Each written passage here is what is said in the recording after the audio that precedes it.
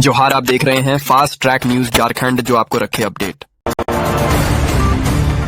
झारखंड में बालू घाटों की नीलामी की संभावना से बालू की कीमतों में 25% तक कमी आई है।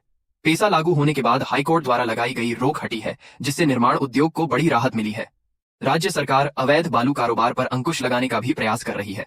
सभी जिलों में नीलामी प्रक्रिया शुरू होने से आने वाले दिनों में कीमतें और घटने और उपलब्धता सामान्य होने की उम्मीद है। पाकुड़ बड़हरवा रेलखंड पर तिलभीटा स्टेशन के पास कुमारपुर में ट्रेन पलटाने की साजिश का खुलासा हुआ है।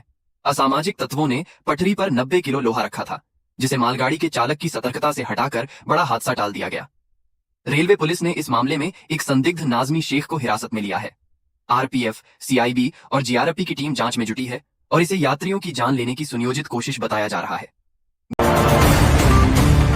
गोड्डा में आगामी म्यूनिसिपल इलेक्शंस 2026 के लिए प्रशासनिक तैयारियां तेज हैं। राज्य निर्वाचन आयोग ने उम्मीदवारों के लिए कड़े नियम जारी किए हैं।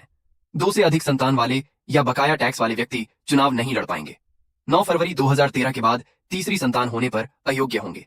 नामांकन के साथ स्वघोषणा पत्र अनिवार्य है, जिसमें गलत जानकारी पर उम्मीदवारी रद्द होगी। गोड्डा और महागामा में अध्यक्ष पद आरक्षित किए गए हैं। पलामू जिले में हथियारों की पसंद में बड़ा बदलाव आया है। अब लोग 2 नाली बंदूक और राइफल की जगह तेजी से रिवॉल्वर, खासकर विदेशी रिवॉल्वर पसंद कर रहे हैं। लगभग 45% लाइसेंसधारी रिवॉल्वर रखते हैं। बेहतर गुणवत्ता, तकनीक और सुरक्षा सुविधाओं के कारण विदेशी रिवॉल्वर की मांग बढ़ी है, जिनकी कीमत 1.5 से 5 लाख रुपए तक है। लाइसेंस नवीनीकरण और निरीक्षण भी अनिवार्य है। चक्रधरपुर की रिटायर्ड कॉलोनी में बनारसी पैलेस दुकान में शॉर्ट सर्किट से भीषण आग लग गई। LIC बिल्डिंग के सामने स्थित इस दुकान में लाखों रुपए की बनारसी साड़ियां और अन्य वस्त्र जलकर खाक हो गए।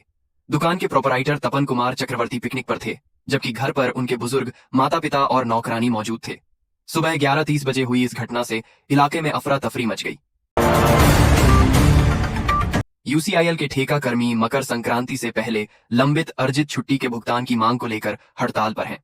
नरवा पहाड़ से शुरू हुआ यह आंदोलन अब जादूगोड़ा तक फैल गया है, जिससे माइंस और प्लांट जाने वाली सड़कें जाम हो गई हैं। परिचालन ठप होने से स्थायी कर्मचारी भी प्रभावित हुए हैं। प्रबंधन पर भुगतान का दबाव बढ़ गया है, क्योंकि आंदोलनकारी अपनी मांगों पर अड़े हैं। गढ़वा जिले में करोड़ों रुपए की साइबर ठगी का मामला सामने आया है, जिसके तार तमिलनाडु और दिल्ली से जुड़े होने की आशंका है। ठगी की राशि गढ़वा के ग्राहक सेवा केंद्रों CSP से निकाली गई, जिससे कई CSP संचालकों के खाते फ्रीज हो गए। ग्रामीणों ने एक आरोपी को पकड़कर पुलिस को सौंपा है, जिससे पूरे नेटवर्क का खुलासा होने की उम्मीद है। कल्पना सोरेन दावोस में विश्व आर्थिक मंच और यूके यात्रा के दौरान झारखंड का प्रतिनिधित्व करेंगी। वह वैश्विक मंच पर राज्य की महिलाओं के आत्मविश्वास, उद्यमशीलता और नेतृत्व कौशल को प्रदर्शित करेंगी। ग्रामीण अर्थव्यवस्था को मजबूत करने में महिलाओं की भूमिका और सरकार की महिला केंद्रित नीतियों पर जोर दिया जाएगा, जिससे झारखंड के समावेशी विकास का संदेश दुनिया तक पहुंचेगा।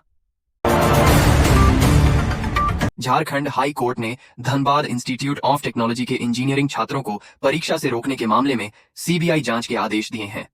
कोर्ट ने Jharkhand university of technology JUT और AICTE की भूमिका की जांच करने को कहा है, क्योंकि छात्रों को AICTE की मंजूरी के बावजूद रोका गया। कोर्ट ने इसे छात्रों के भविष्य से खिलवाड़ बताया और CBI को 2 सप्ताह में रिपोर्ट सौंपने का निर्देश दिया। आदित्य साहू ने झारखंड भाजपा प्रदेश अध्यक्ष पद के लिए सोमवार को नामांकन दाखिल किया। पार्टी के वरिष्ठ नेताओं की उपस्थिति ने सर्वसम्मति का संकेत दिया। 14 जनवरी को औपचारिक घोषणा होगी, जिसमें साहू के अध्यक्ष बनने की प्रबल संभावना है। यह कदम आगामी चुनावों के मद्देनजर संगठन को मजबूत करने की रणनीति का हिस्सा है, जिससे पार्टी को नई दिशा मिलने की उम्मीद है। रेलवे बोर्ड ने यात्रियों की सुरक्षा बढ़ाने के लिए महत्वपूर्ण निर्देश जारी किए हैं। अब तेज रफ्तार से बिना रुके गुजरने वाली ट्रेनों के लिए स्टेशनों पर, खासकर छोटे स्टेशनों पर, पूर्व रिकॉर्डेड सुरक्षा घोषणाएं अनिवार्य होंगी। इन घोषणाओं में यात्रियों को ट्रैक पार न करने और प्लेटफॉर्म किनारे न खड़े होने का